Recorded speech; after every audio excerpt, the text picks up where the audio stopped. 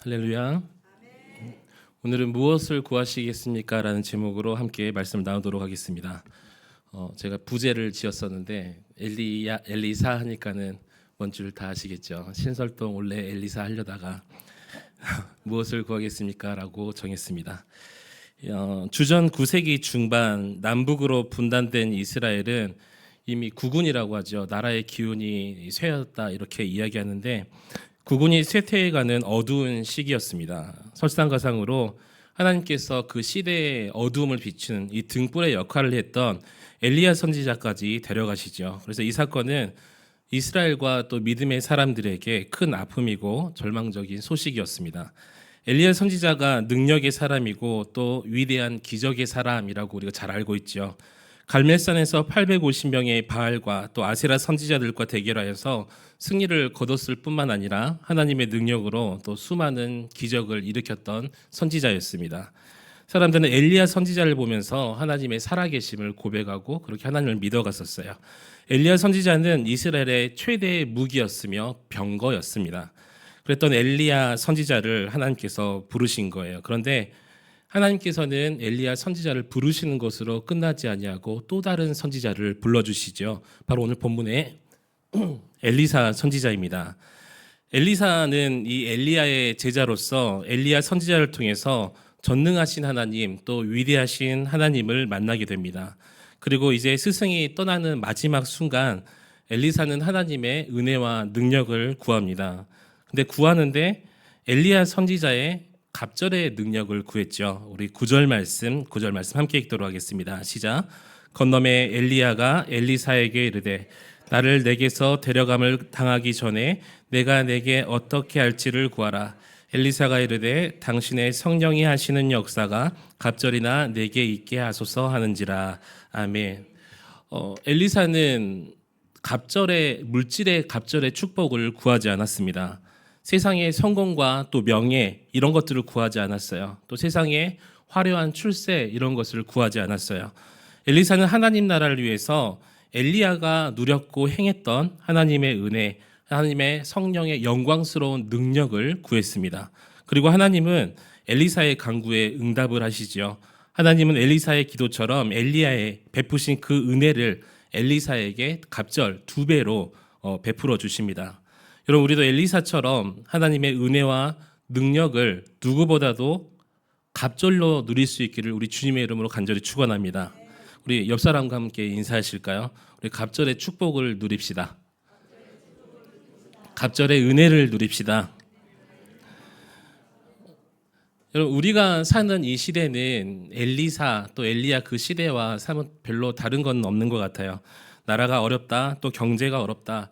실상 우리나라에 뭐 크고 진짜 이 전쟁만 일어나지 않았을 뿐이지 우리 눈에 보이지 않는 뭐 경제적인 전쟁 또 우리 영적 전쟁이 우리나라에서 벌어지고 있습니다. 또 신앙생활을 하는 게 어렵다라고 이야기를 하시죠.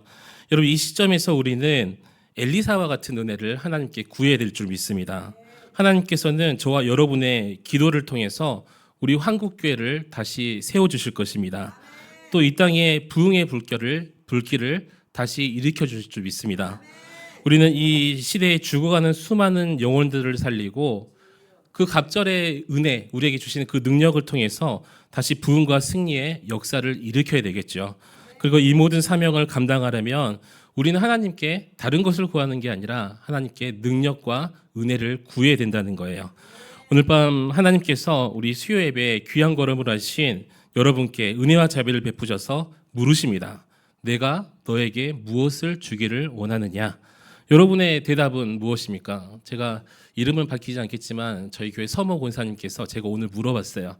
그래서 너에게 무엇을 주기를 원하느냐 하니까 제가 예상치 못했던 답변을 하시더라고요. 그 서모 권사님께서 소그룹이 다 모였으면 좋겠어요 라고 말씀하신 거예요.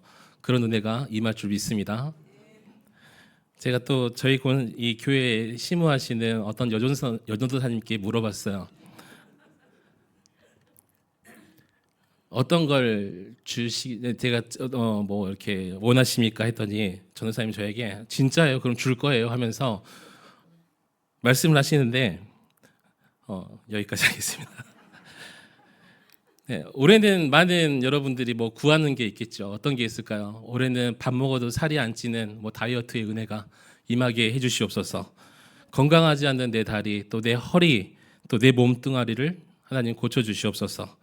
또 하나님께서 무엇을 원하느냐고 물으실 때 자녀들이 들어와도 복을 받고 나가도 복을 받는 귀한 역사가 있게 해 주시옵소서. 또 어떤 분들은 삼성전자 또 SK하이닉스가 하늘 모른 줄 모르고 우상향할 수 있는 은혜를 허락하여 주시옵소서. 그렇게 원하시는 분들도 반드시 뭐 있을 거라고 생각을 합니다. 그런데 엘리사는 달랐던 거예요. 엘리야가 하늘로 올라가기 전에 엘리사에게 묻죠. 내가 너에게 무엇을 해주기를 원하느냐. 엘리사는 엘리야를 향해서 하나님의 역사, 성령의 역사가 갑절이나 내게 있게 하소서라고 구합니다. 여러분, 이 시간 주님께서 저와 여러분에게 똑같이 물으시는 거예요. 내가 너에게 무엇을 해주기를 원하느냐. 이 질문에 우리가 믿음으로 대답해야 될 줄 믿습니다. 우리에게 갑절의 은혜와 능력을 주시옵소서. 이 나라 민족을 이 갑절의 은혜와 능력으로 다시 한번 세울 수 있는 은혜를, 성령의 능력을 주시옵소서. 우리가 그렇게 고백해야 될 줄 믿습니다. 그래서 하나님께서 우리의 그 기도를 들어주신다는 거예요. 우리가 다른 거 구하지 않았잖아요. 하나님께서 주시는 그 성령의 능력과 은혜로 이 나라를 살릴 수 있는 그런 우리가 하나님께 구했기 때문에 하나님께서 반드시 우리의 기도를 응답하실 줄 믿습니다. 그렇다면 본문은 갑절의 은혜를 구한 우리에게 과연 어떤 교훈을 주실까요? 첫 번째로 오늘 본문은 영적인 아픔을 느낄 수 있어야 된다라고 말씀하고 있습니다. 엘리야가 엘리사에게 이제 물려줬죠. 그리고 이제 하늘의 병과 마병을 타고 회오리 바람과 함께 하늘로 올라갑니다. 엘리사가 그 광경을 보고 이렇게 외치죠. 우리 12절 말씀, 12절 함께 읽도록 하겠습니다. 시작.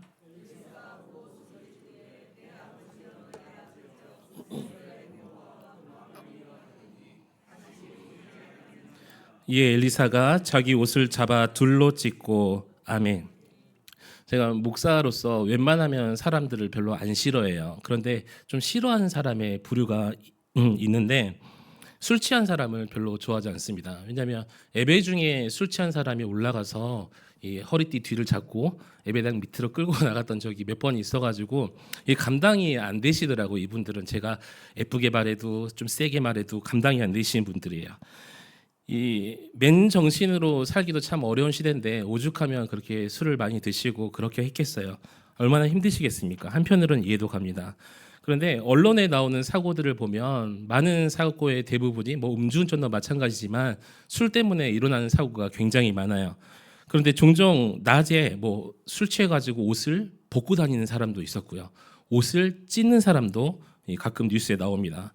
또 싸우면 어떻게, 술 먹고 싸우면 갑자기 자기 옷을 찢어가지고 자기가 헐크인 것처럼 그렇게 나서는 사람도 있어요. 근데 우리나라에서 이렇게 옷을 찢는다라고 하면 비정상으로 이렇게 사람을 간주를 하죠. 하지만 이스라엘의 문화는 조금 달라요. 성경을 읽다 보면 자신의 옷을 스스로 찢었다라는 말씀을 우리가 종종 보게 됩니다. 욥이 자신에게 찾아온 고난으로 인해서 자신의 옷을 찢었어요. 또 다윗은 사울 왕의 이 죽음의 소식을 듣고 자신의 옷을 찢습니다. 성경 속에서 우리는 종종 맨 정신임에도 불구하고 옷을 찢는 사람, 찢었던 말씀을 목격을 하는데, 그런데 이 이스라엘 사람들의 옷을 찢었던 이유는 뭐 술 취하거나 분노가 아니라 이스라엘 문화에서는 어떤 큰 슬픔을 당했거나 애도할 때 이렇게 옷을 찢었습니다. 오늘 본문의 엘리사가 자신의 옷을 찢어버리죠. 그가 옷을 찢었던 이유는 무엇이냐면 너무나 슬펐기 때문이었어요. 왜 슬펐을까요? 단지 엘리야가 죽었기 때문이었을까요? 그건 아니라는 것이죠. 물론 엘리야가 하늘로 올라가서 슬펐던 것도 있었겠지만 엘리사가 살았던 시대는 이스라엘 역사 가운데 가장 어두운 시기였습니다. 역대 왕들 가운데 가장 악했던 아합 왕과 그 안에 이세벨이 통치하던 이 시기였기 때문에 시대 가운데 선한 것은 없고 오직 악만 남아있던 그런 시대였어요. 그래서 분명 하나님 백성인 이스라엘 통해서 하나님은 하나님의 나라를 성취하시겠다고 아브라함 이후로 약속을 하셨는데 누가 봐도 그 시대 때는 그 약속과 정말 멀어진 그런 시기였다는 것입니다. 아니 오히려 이스라엘은 멸망과 심판을 재촉하는 것처럼 더욱더 악을 행했던 그런 시기였어요. 그런데 하나님은 가장 어두운 시대에 가장 하나님의 사람을 세우셨습니다. 아합은 가장 어두운 시대에 이 아합이라는 가장 어두운 시대에 엘리야라는 능력의 종을 하나님께서 세워주시죠. 여러분 오늘날도 마찬가지인 줄 믿습니다. 사람들은 이 시대가 어둡고 캄캄하다고 말을 하죠. 아니 아합 시대는 이스라엘의 멸망과 심판을 재촉했지만 지금 믿지 않는 사람들조차 지금 이 시대를 바라보면서 말세다, 이제 심판 날이 곧 가까웠다라고 이야기할 정도입니다. 하지만 우리가 낙심하지 않는 이유는 무엇이냐면 하나님께서 이 어둠의 시대에도 엘리야를 그때 세우신 것처럼 어둠을 밝힐 횃불과 같은 하나님의 종들을 찾고 계시고 세우시려고 하심을 여러분 믿으시기 바랍니다. 그래서 여러분 저는 엘리야와 같은 그 능력의 종이 바로 저와 여러분이 되었으면 좋겠어요. 하나님은 심판 때 누구를 세우셨냐면 노아를 세우셨죠. 노아를 단지 그때 당시에 뭐 착한 사람, 의인 사람 이렇게 세운 것이 아니라 방주를 준비시켰어요. 그 구원의 방주가 바로 우리의 환강교회가 되었으면 좋겠어요. 여러분 세상을 비난하고 손가락질한다는 것은 사실 누구나 다 할 수 있죠. 사실 우리가 제일 잘하는 게 그거잖아요. 하지만 우리는 어둠의 시대를 살아가면서 한탄하면서 손가락질하는 방관제가 되어서는 안 된다는 것이죠. 우리는 하나님의 사명을 붙잡고 구원의 방주 이 한강교회를 통해서 우리가 일어나야 되는 사명자인 줄 믿습니다. 엘리야 선지자가 그 하나님의 능력의 종이었다는 거예요. 문제는 이런 능력의 종이었던 엘리야 선지자의 오랜 사역을 했음에도 불구하고 이스라엘이 변하지 않았다는 거예요.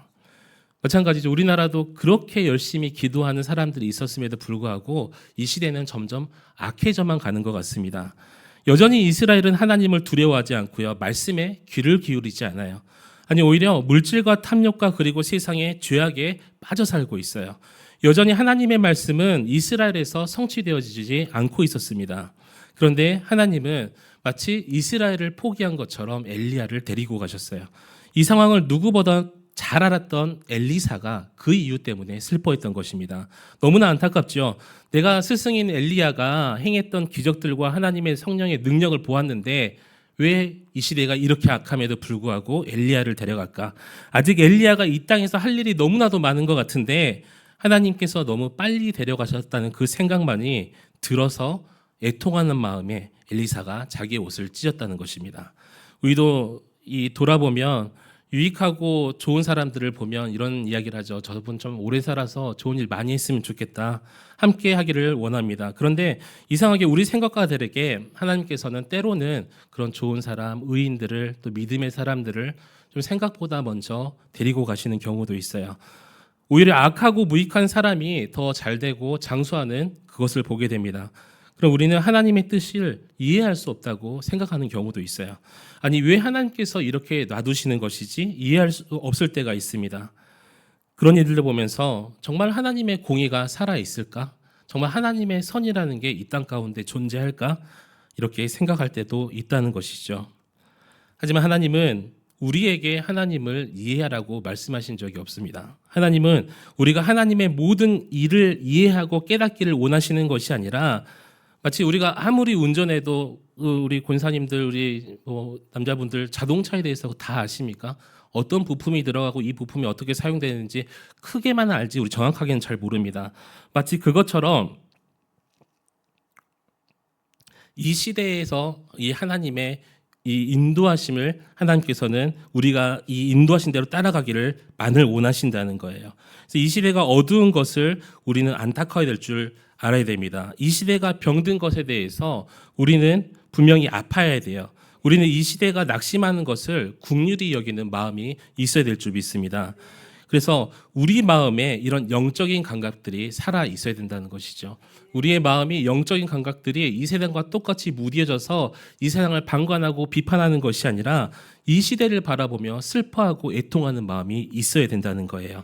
하나님 오늘 또 엘리사와 같은 영적인 감각 또 영적인 생명을 가진 하나님의 사람들을 찾고 계신다고 말씀하십니다. 우리 에레미야 5장 1절 말씀 함께 읽도록 하겠습니다. 시작. 너희는 예루살렘 거리로 빨리 다니며 그 넓은 거리에서 찾아보고 알라. 너희가 만일 정의를 행하며 진리를 구하는 자를 한 사람이라도 찾으면 내가 이 성읍을 용서하리라. 아멘. 여러분 지금도 이 세상의 아픔을 보고 또 어두움을 보고 비난하는 일은 누구나 할 수 있는 일입니다. 하지만 하나님께 엎드리고 자복할 수 있는 사람은 하나님의 자녀밖에 없다는 거예요. 무슨 말이냐면 우리만이 이 세상을 바라보고 하나님께 긍휼을 구할 수 있는 사람이라는 것이죠. 그래서 여러분 지금이 기도해야 될 때임을 여러분 믿으시기 바랍니다. 지금도 생명의 마음으로 그 생명을 구하고 싶어하는 영혼을 사랑하는 마음으로 겸손하게 엎드리며 마음 아파하는 자를 하나님께서 부르시고 계시다는 거예요. 저는 저와 여러분이 세상을 향한 어떤 냉소적인 모습들 그런 또 이런 것이 아니라 주님의 마음으로 그 주님의 은혜를 간구하는 저와 여러분이 되시기를 우리 주님의 이름으로 간절히 축원합니다. 오늘 보면 두 번째로 능력의 새 옷을 입어야 됨을 말씀하고 있습니다. 엘리사는 분명히 알고 있었죠. 엘리야가 이 엘리야의 희생했던 모습들 또 수고했던 모습들 그것 때문에 자신도 영향을 받아서 지금의 엘리사가 존재했었고 여전히 이스라엘이 그래도 버티고 또 살아 있었음을 알고 있었어요. 엘리야가 지금까지 악한 세력과 싸웠기 때문에 하나님의 자녀들이 그래도 아직까지는 이어져 왔다라고 알고 있었습니다. 여러분 우리도 이렇게 편하게 예배 드리고 이렇게 하는 것이 우연히 얻어진 어떤 얻어 걸린 이런 복일까요? 아니라는 것이죠. 우리 교회가 이렇게 하나님의 복을 누리면서 아무런 걱정 없이 예배 드릴 수 있는 게 얻어 걸린 게 아니라는 거예요. 앞서 믿음의 선배들, 기도의 눈물과 헌신들, 제가 신방 갔더니 박모 권사님께서 그런 말씀을 하시더라고요. 예배당을 건축할 때부터 시작해서 완공될 때까지 하루도 빠지지 아니하고 철회를 했다고 이렇게 말씀을 하시면서 권사님들에게 이렇게 말을 남기셨습니다. 힘들지만 충성해라 이렇게 말씀을 하시더라고요. 그런 믿음의 선배들의 기도와 헌신이 있었기 때문에 우리가 열심히 이렇게 또 편안하게 예배가 드릴 수 있었다는 것이죠. 기도와 눈물의 헌신 그리고 크고 작은 섬김 때문에 지금의 결과가 우리 앞에 있다는 것입니다. 눈물 어린 그 기도가 우리를 지금까지 여기로 인도해 준 거예요. 그런데 제가 예전에도 한번 말씀드린 것 같은데 부산에서 사역을 할 때 이 기도회를 하면 항상 나라와 민족과 교회를 위해서 기도를 하잖아요. 어떤 권사님께서 저에게 찾아와서 이렇게 말씀하신 거예요. 나라가 이 모양이 이 꼴인데 자기가 평생을 기도해도 나라가 정말 힘든 것 같은데 하나님께서 안 들어주신 것 같다. 그 기도 빼고 하시면 안 되냐고 이렇게 말씀하시는 권사님이 실제로 계셨습니다. 근데 여러분 그렇게 느끼신 분도 있을 수도 있을 것 같아요. 왜냐하면 나라가 어렵다고 하니까.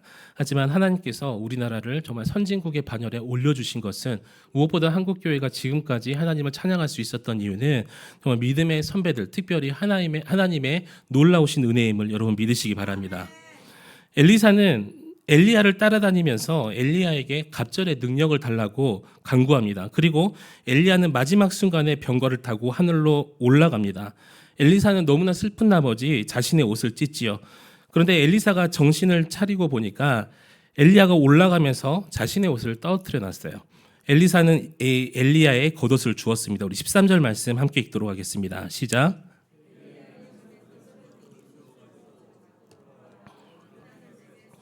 아멘. 사람들에게 옷은 여러 가지를 의미를 합니다. 단순하게 추위나 더위를 피할 수 있는 또 보호할 수 있는 이 보호적 기능이 있는 이 옷이고요. 또 사람이 옷 입는 것만 봐도 그 사람이 무엇을 하는지 대충 알 수가 있습니다. 그래서 경찰 제복을 입은 사람은 뭐 하는 사람이죠? 경찰이죠. 겉만 봐도 옷만 봐도 우리는 알 수가 있습니다. 마찬가지로 이 선지자 엘리야의 겉옷은 이 엘리야의 사명과 또 권위와 능력을 의미하고 있었어요. 그런데 지금 엘리야의 겉옷을 누가 입었어요? 엘리사가 입었습니다. 그 의미는 무엇이냐면 엘리야의 능력이 엘리사에게 전달되었다는 것을 의미합니다. 그래서 제가 오늘 예쁜 옷을 입고 나왔죠. 이 설교 하려고 어제 쿠팡에서 급하게 샀어요. 근데 제 옷에 뭐 능력이 있다 이런 게 아니에요. 우리 영적인 의미로 이제 해석을 해봐야 되는데 우리도 마찬가지예요. 우리도 물론 옷을 잘 입어야 되겠죠. 하나님께 나올 때 뭐 명품을 입어라는 것이 아니라 최대한 단정하고 깨끗하게 이런 외적인 옷도 참 중요하지만 더 중요한 것은 우리가 믿음의 옷을 입을 줄 알아야 된다는 거예요. 섬김과 헌신의 옷을 입으시기를 축복합니다. 우리 앞의 세대로부터 교회에 대한 사랑 또 교회에 대한 이것을 물려받았고 믿음의 인생관을 우리가 물려받았습니다. 또 사명감을 물려받았어요.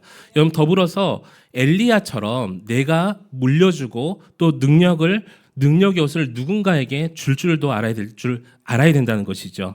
특별히 내 믿음의 이 겉옷을 내 자녀들과 우리의 교회의 다음 세대들에게 물려줄 수 있어야 될 줄 믿습니다.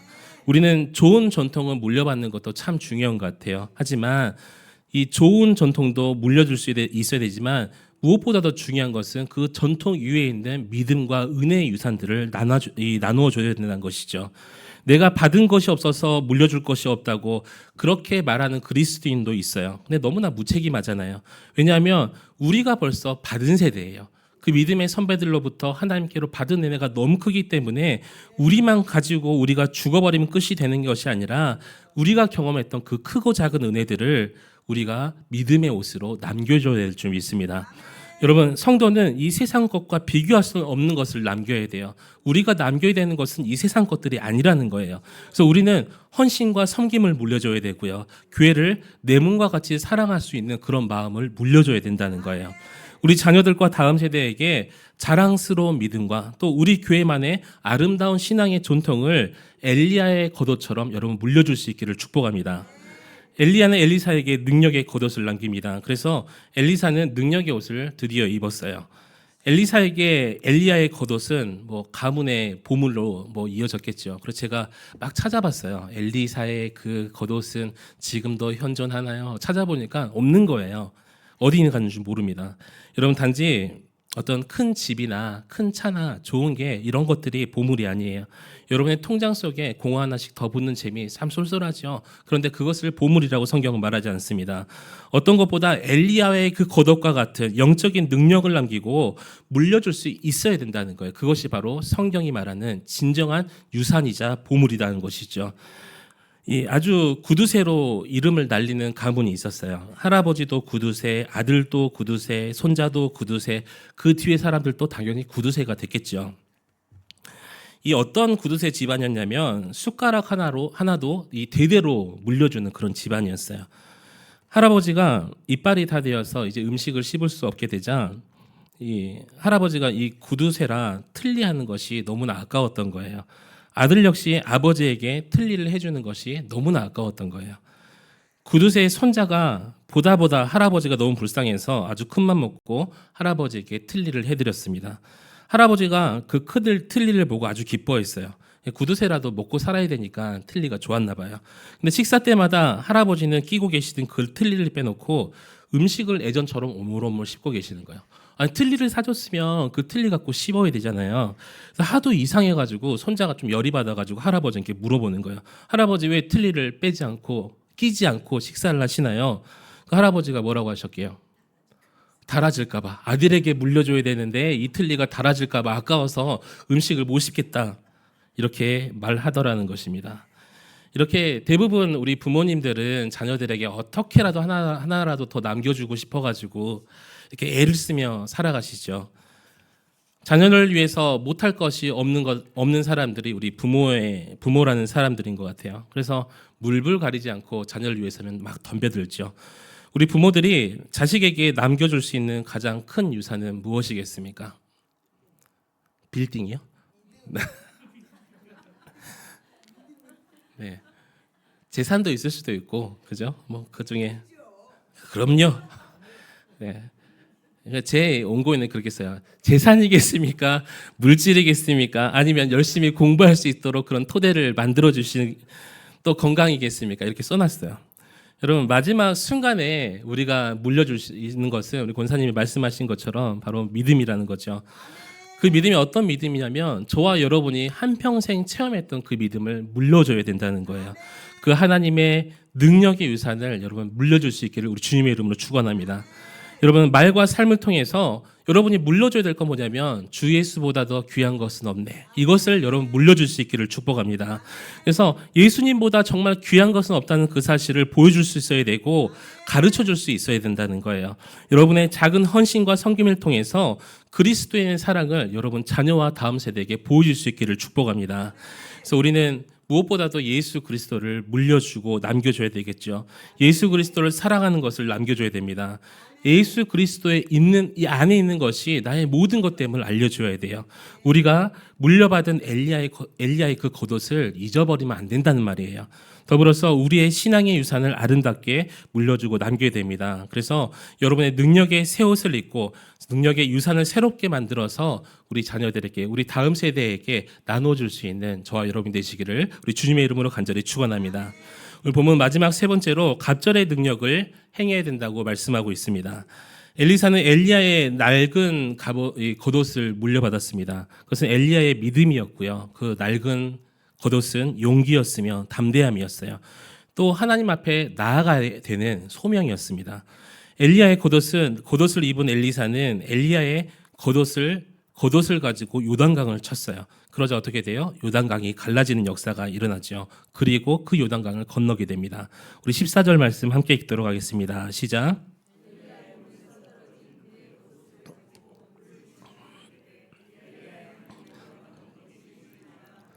그도 물을 치매 물이 이리저리 갈라지고 엘리사가 건너니라. 아멘. 지금 이제 엘리야의 시대가 끝났습니다. 그리고 엘리사의 시대가 시작이 되었어요. 엘리사는 엘리야의 겉옷을 가지고 있었어요. 중요한 것은 그 겉옷을 가지고 자랑했던 사람이 아니었습니다. 내가 지금 엘리야의 유품을 가졌다고 자랑하거나 이렇게 감춰두지 않았어요. 우리는 하나님의 능력을 받았으면, 여러분 아까 이제 나중에도 기도하면서 갑절의 능력을 구하실 텐데 그 능력을 어떻게 가지고 있어야 된다는 게 중요하다는 것이죠. 우리는 그 능력을 가지고 요단강을 건너야 될 줄 믿습니다. 내가 받은 은혜와 능력, 또 내가 받은 재능, 또 내가 받은 달란트, 또 내가 하나님을 믿는 믿음, 그것을 가지고 내 앞에 있는 요단강을 가를 수가 있어야 된다는 거예요. 하나님의 주시는 은혜와 능력으로 여러분 절망이라는 요단강을 가를 수 있기를 축복합니다. 여러분 슬픔이라는 그 요단강을 가를 수 있기를 축복합니다. 여러분 그래서 여러분 가지고 있던 모든 상황과 또 모든 어려운 것들, 막막한 것들 믿음으로 건널 수가 있다는 거예요.